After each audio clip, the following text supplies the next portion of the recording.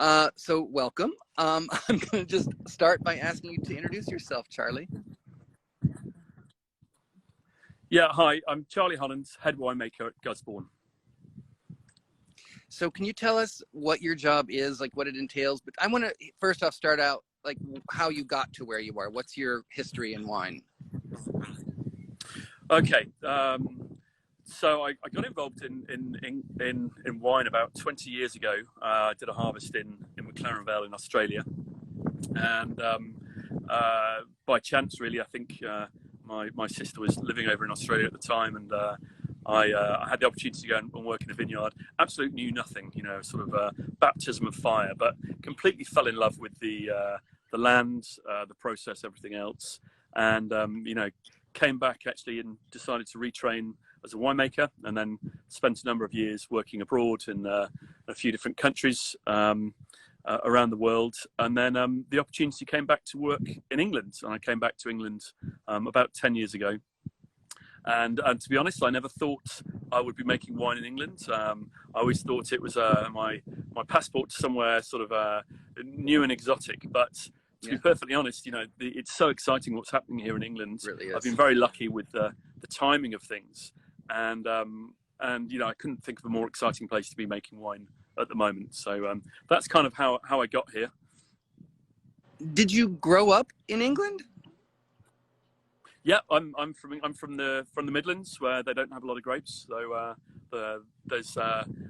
it was never on the cards, never on the. It's not especially back in those days for an Englishman. It was never really something that was on your radar as a job prospect. But I think a lot of people, really do fall into wine anyway. But what a great profession it is to be involved in. Yeah, really. Can you give us a history of wine in England? Because I don't know that much about it. Yeah, sure. I think making wine in England is not a new thing. We've been making wine in England since there's evidence of it in Roman times and in times of Henry VIII. There were large vineyards in the UK, and they kind of gradually died out. And by the time between the war period, there weren't any commercial vineyards. And then in the 1950s, I think we had a bit of a rebirth of English wine. And in those days, I think the perceived wisdom was that we should be growing Germanic varieties, sort of a lot of hybrids, because they think, we're kind of a cold climate similar to Germany, but really, you look at the climatic conditions, we're completely different. They're continental, very warm summers, very cool winters. We're quite maritime as a climate. And I think the real huge success story came for England was in the 1990s when people started planting champagne varieties, so Chardonnay, Pinot Noir, and Meunier. And at that stage, we realised, hey, we can make wines that can really compete on the world scene. So that was a bit of a game changer in the 90s. And then I think, now it's gone from quite sort of small, humble beginnings that I think there's now 3,500 and something hectares in the UK. So it's quite a big business, and it's a lot of that has been based on the fact that we, the quality is so good that that's brought investment, and investment has brought experience, and it's really an industry that's on the up each year, and quite an exciting place to be at the moment. Yeah. Do you know what was the impetus in the 90s that someone had the right idea? Yeah, it was an American couple, and the producers Night Timber, and an American couple, and they decided that they wanted to plant Chardonnay, and I think a lot of the perceived wisdom at the time was that you're crazy, you'll never ripen that in this country, but they were the pioneers, and they proved the way. It's fair to say, I think I've been involved in English wine for about 15 years now, and I think I've been involved for English wine for about 15 years, and I think even then, I think the climate has changed significantly during this time. And the climate is warmer each year. We're finding that it is getting warmer, and we're able to really fully ripen the crop that we weren't able to perhaps 30 years ago. People often talk about saying that we have this climate now similar to Champagne had in the 1970s, and based on that sort of, I guess, that 100-day growing cycle from flowering to picking your grapes. And that used to be true of Champagne back in those days. They're now around 95, I think, and we're just above 100. So it's got gradually warmer. I would say on the back of that, though, that I wouldn't. We're not proposing that climate change is a good thing. It's absolutely not. And what comes with this weather is obviously changing weather patterns and unpredictable weather, which makes things very difficult to manage. So it brings with it a lot of challenges, but it's fair to say that we can actually fully ripen grapes to a level we weren't able to before. Can you show us what's behind you and tell us about the vineyards a little bit? I can, of course. I'll duck this round. So this is I'm sat in the beautiful under an oak tree in the beautiful Boots Hill, which you can see here, and all the vines are starting to spring into life. We've got the shoots are probably a couple of inches tall now, and this is one of our, I think is probably one of our favourite sites here, and produces wines that have this lovely minerality. This particular site, there's a salty saline quality to our wines, which is always very attractive. And you can see right in the distance here, as far as you can see the tree line, is the sea. You can't quite see it, but it's about 6 miles away. Wow. So we have this, where I'm sat at the moment, we're probably only about 40 metres above sea level. So quite low, and that's important in England in that, whereas the rest of the world, I think, are going to the top of the hills to try and find altitude. In England, we need a bit of sunshine and a bit of warmth, so we're actually going as low as you can. So we try to go, as low as possible. Some of our vineyards are only probably about 10 metres above sea level, and the sea is just over there, about sort of 6 miles away. So you get this lovely sort of cooling breeze that comes off the sea. Wow. Now, can you tell me about the soils, and is there any similarity with Champagne soils? So the field we're in at the moment isn't, and it's, I guess, one of the key differences between Gusbourne and some of the other producers. We have a site over in West Sussex, and that's very much on chalk. And this is the same chalk essentially that's the Paris Basin that resurfaces up in Champagne. The soils we're on at the moment are quite different to that, actually. These are heavier soils. You have a lot of sand underneath, but then lots of clay on top. And if you can see here, there's a pathway sort of cutting through the middle of the vineyards here. And that's an ancient footpath known as the Saxon Shore Way. And essentially that used to be the seashore. And sort of, hundreds and hundreds of years ago, there used to be a big estuary filling all this. So half of these vineyards at the bottom used to be underwater, and the ones on the top used to be on the seashore. So we find there's some really interesting, soil types here, and some sort of, marine deposits. Some areas go straight into sand, some have a lot of the heavier soils on top. So, in some ways, not your classic, sparkling wine soil, but in this environment, with the grapes we have, the climate we have, it works really, really well. Now, are you making any still wine? Yeah, we make a little bit of still wine. I mean, 95% of what we do is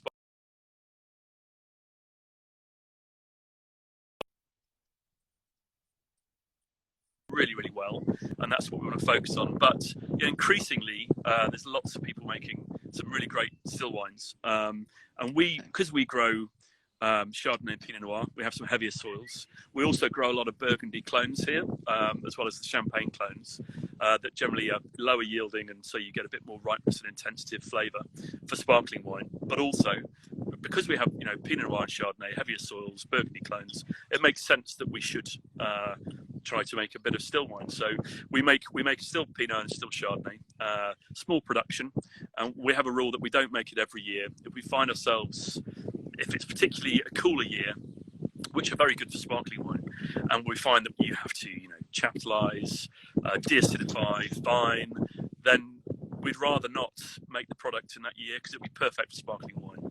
So we have a philosophy that we'll only make it in the years where the season suits it. But we enjoy making them, and I think people enjoy drinking them. So we'll continue to do so. Delicious. Do you have a lot of variation year to year, and do you do different things if it's an exceptional year?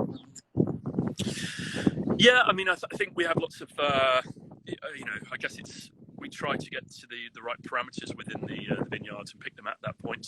If we're having exceptional years, we're starting to do more and more single vineyard bottlings and just try to get the different expression of different sites. The nice thing is, we only have our own vineyards and our own fruit here, so we don't buy any fruit in, and it sounds like an obvious statement, but quite an important one, in that we're in complete control of the quality from start to finish. But also it means we can really drill into each of our different blocks. We have 16 different vineyards, and within them we may have up to 40 different blocks with different clones.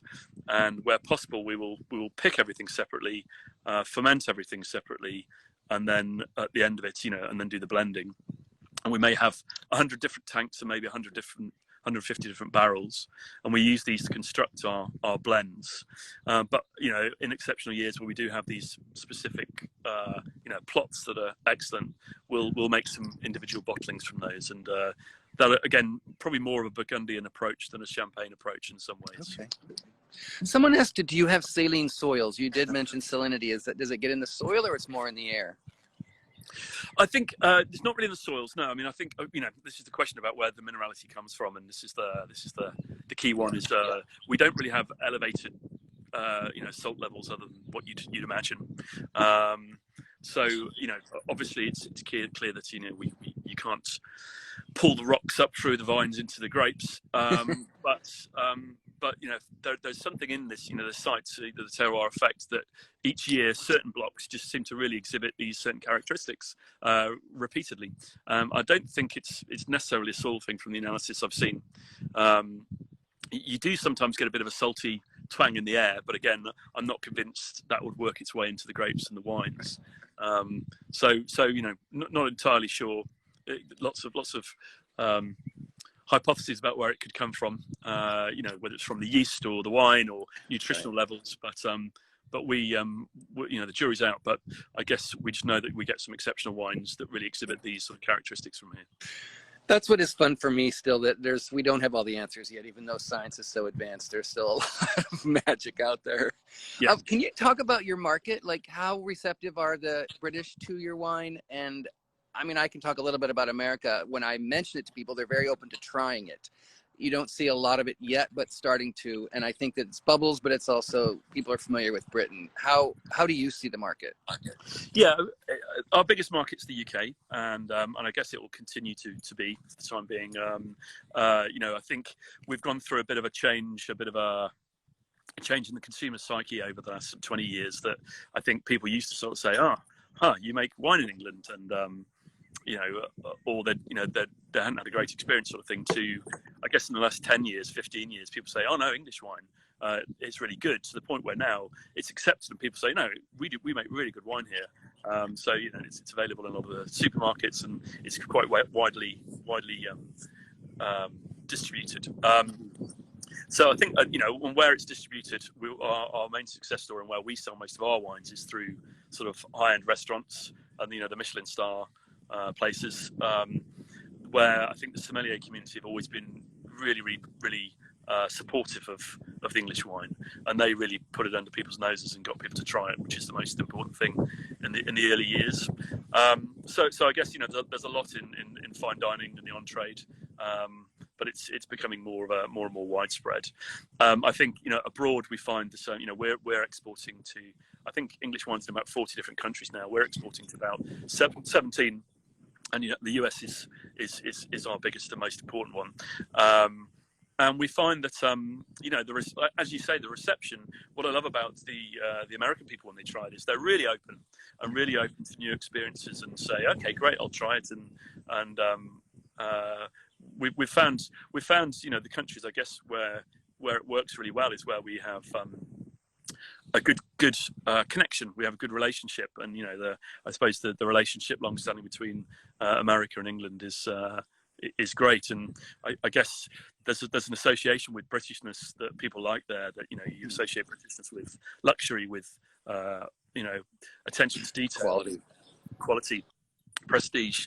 So I think that works really well, and we've found in America it's been fantastic, and not just in the hotspots you'd expect. You go into sort of further afield, and people are really willing to try new wines. So we're really excited about how well it's been received so far, and hopefully selling more wine in the US in the years to come. Yeah, it's exciting to watch that. Angelo Khan asked, what is the future of English wine regions in terms of further delineating AVAs? I think there's some.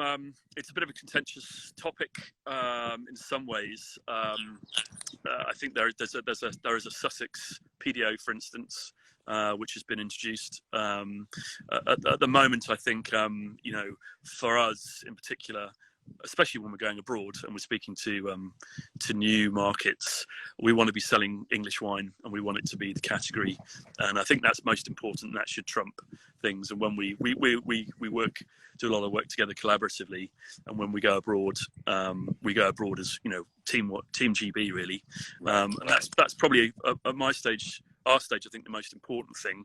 But naturally there will be sub regions developing, and at the moment I don't think there's necessarily a style that can be associated with sub regions. A lot of these are political boundaries as opposed to actual soil types or anything else. It's more about the different producers and the different producers' house styles, I think. And is that all that wine that when you travel together or you export, is it basically from the general region where you are, Southern Coast? Yeah, 75% of the production is in the southeast. But there's some really interesting regions cropping up as well. East Anglia looks really exciting. Essex is exciting, but there's some great wines being made in the southwest all the way down to Cornwall and Devon as well. So the south coast is where the majority of the plantings have been so far. And you mentioned that some wines or some plots you do single vineyards. Do you think there's a future for having like the equivalent of a Premier Cru or Grand Cru? Yeah, I mean, I'm not sure who's going to he'll judge it or classify it exactly, but I mean, I think so, and I think we're working out which our best soils are and our best expressions are and our best sites are, and for sure there's some great vineyards, not just ours but other producers on all different types of soil. So hopefully, I think as we develop and mature as an industry, we'll get a better understanding of our soils and what they mean and what they do to the wines over a period of time. There's a few more people on here right now. Do you mind showing us again the countryside? I think it's fun. Yeah, of course. Look around. So beautiful. Here we go. I don't know why, but it just looks so English. The rolling hills, the trees. It does. It's the rolling hills, and then you've got, I'm sat under an oak tree. It's very, very picturesque. There's a nice warm breeze growing. It's lovely because also it's not a monoculture here. We're surrounded. We're situated in the Garden of England, so this is Kent, known as the Garden of England, long known as being top quality place for growing fruits and growing vegetables and crops. So on the field just over here, there's behind there, they've got arable crops, and the field beyond there, they're grazing sheep. They have if you see the far distance is where we're basically on the first bit of slope that comes off the flat at the bottom, which is known as the Romney Marsh. And we're on an ancient escarpment, the first bit of hill that comes off that. But on the marsh, we have a local speciality called Romney Marsh lamb, and it's essentially salt marsh lamb, which goes great with our Pinot Noir. So lots of great places to eat, places to stay, lots of great cheeses are made around here. There's a guy down the road who does charcuterie, so it's a great place to come and visit when all this is over, and when we've got a chance to come and sort of travel again. Well, that's how we were connected, because I was supposed to come over there last month, I think, and I'm missing out, so I'm happy to be able to see it this way. Yeah, you're getting a virtual bit of fresh air. If nothing exactly. Can you talk about, in America still people think champagne is just for celebrating, and Psalms are always trying to say, think of it as wine to pair to have with dinner. How are people over there in that idea? Yeah, I think so. There's all different types of sparkling wine, and and in England, I think the exciting thing is there's lots of different types of English sparkling wine now. I think 10, 15 years ago, we're all making a sort of a similar style of wine, and I think everyone's starting to experiment and learn different ways now, and it's producing different wines which are food friendly in lots of different ways. So you know, and I think, you know, our wines, we can, they're much more versatile than you'd imagine they would be. You know, obviously there's a classic thing, you know, we have oysters and sort of scallops from the sea nearby that go perfectly with our Blanc de Blanc, but we find the Pinot Noirs generally have a bit more weight and a bit more structure, and they're able to handle, you know, some more, you know, spices and you know, pork and that sort of thing as well. So I think you can have them throughout the meal. I think the one point I always draw the line on, unless you're making a demi-sec, is I'm yet to have sort of the dessert that goes well with the sparkling wine. When you have the flight all the way through, I get to the end, and if you have something that's quite sweet, it's quite tricky to match with a standard sparkling wine. But in terms of, you can go with everything else. I think, you know, they're much. That makes sense. There's a bunch of questions that people are posting down below. I'll get to those in 1 second. One of your recent posts on Instagram said as you were clearing some fields for vines, you came across a lot of archaeological things. Yeah, we've got.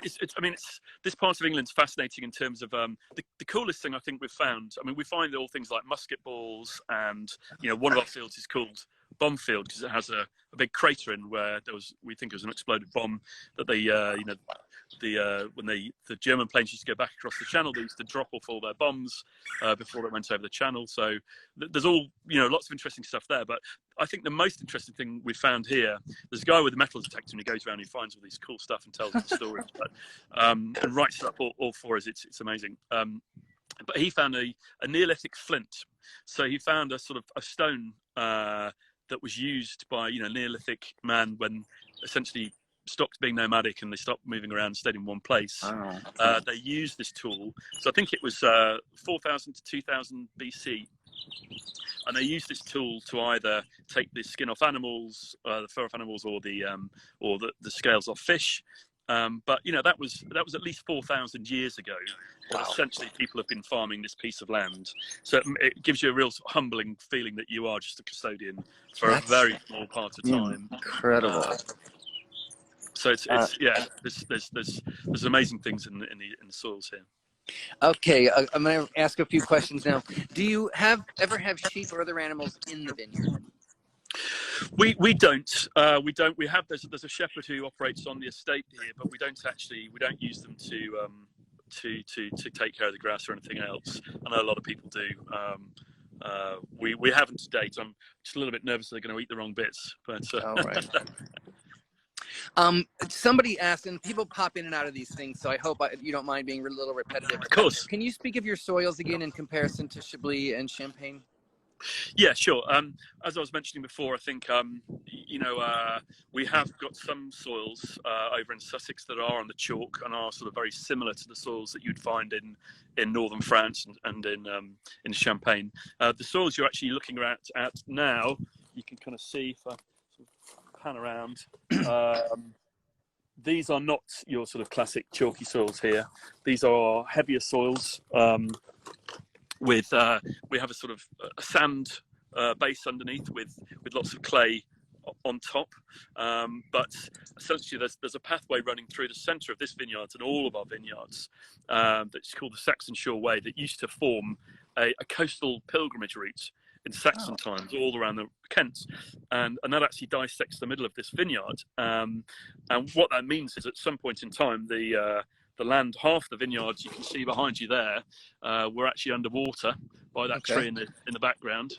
Mm-hmm. And the ones that I'm up here would be on the seashore. So because of that, you know, we have some quite interesting marine deposits in there. Some spots go straight into sand. Other ones are sort of a heavier clay, and there's some silt as well. So quite complex mosaic of soils here, and they all bring different sort of characters to the wines.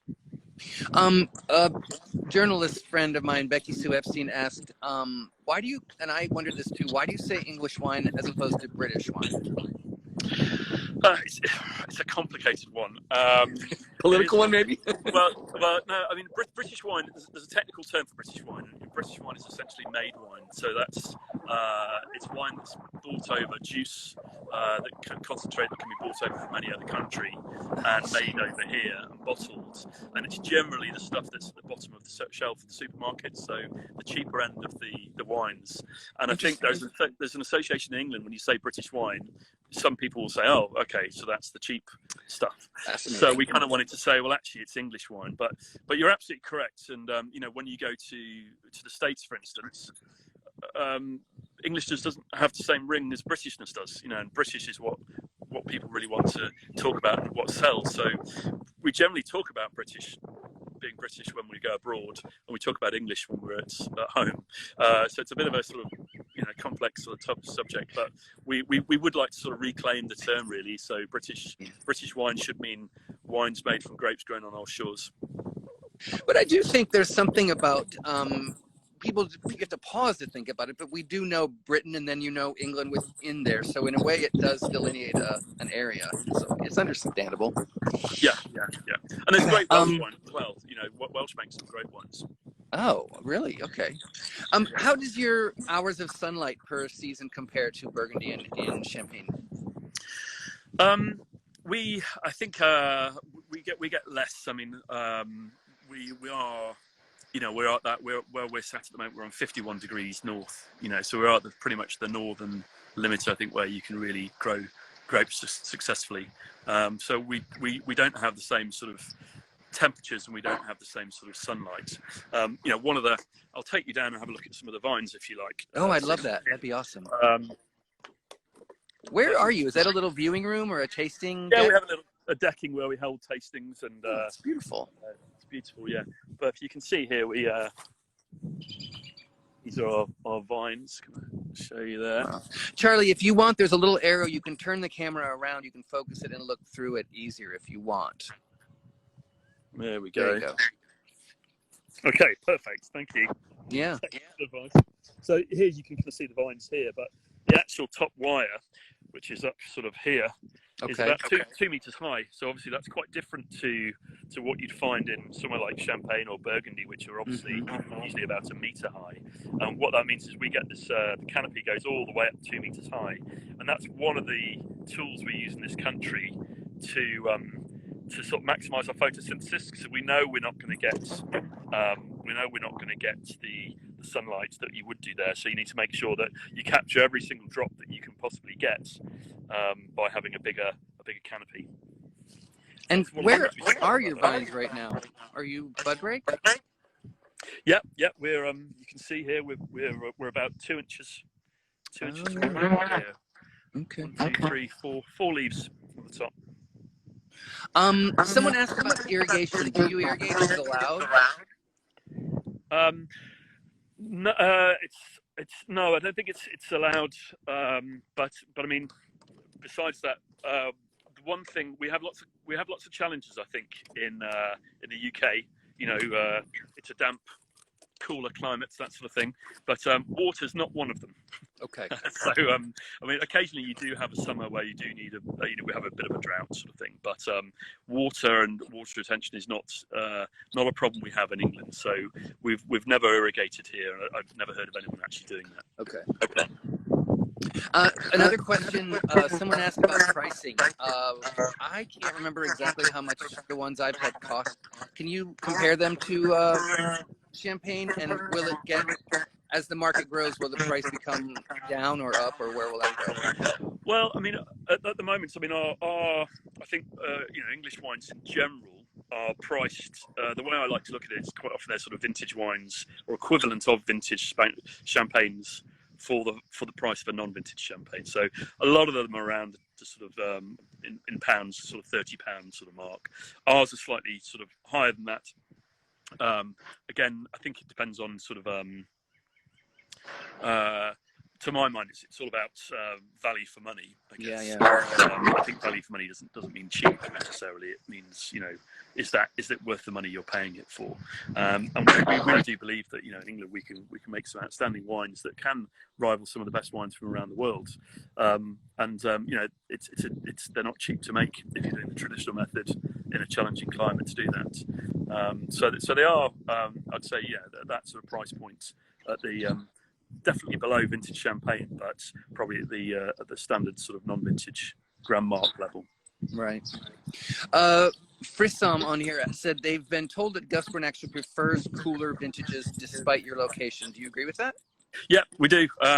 It's it's one of these sort of peculiarities that you'd think it goes against what you'd expect. You'd think that in a cool climate like ours, it'd be the hot years that you really value and are exceptional. Again, I'm talking about Gusbourne, not English wine here, because right. I think there is a distinct difference, and I think that's linked to the soil as well, in that I think a lot of the guys who are perhaps on the chalk and they're higher up, I think they're probably best vintages are the hot years, but where we are lower down on the clay and the sand, we find the cooler years better. I say better, they're just different expressions. What you find in the hotter years, you get fullness, roundness, generosity. But in the cool years, they will just go for years and years and years. We tasted our 2006 the other day, the Blanc de Blanc, and it's still, still in superb condition. It's mature but not aging. Not sort of falling over in any way. And the Blanc de Blancs in particular will from a cooler year will really go for a long time. So I think it's the longevity, and obviously with longevity comes complexity and nuance. So the ones that are built to last are from the cool years. Cool. Thank you. Well, I'm at a half an hour, so I don't want to take any more of your time, but I really appreciate you talking to us. It's really good for people that are confined to see outside and to learn about somewhere new and to look at what a beautiful place you have. So do you want to say anything before we go? No, just to say thank you for having me on, and it's a pleasure to speak to you. And it's great that we're using all these apologies for my ignorance on these no, you're great. But it's great to be able to connect in this way with people. We've been doing so much of these and Zoom calls, and it's amazing what we can do considering. But I would say, the only thing I'd say is, when the time does come and you can, and everyone's going to want to get outside, and if people are over here and they want to come and visit, the door would be, truly open and happy to host anyone who wants to come across. So drop me a line. That's awesome. And I think they're rescheduling our trip, so hopefully I'll see you within the year. Look forward to it. Thank you so much. It's really been a pleasure chatting with you. Take care, Charlie. Thanks, Jeff. Nice meeting. Bye-bye now.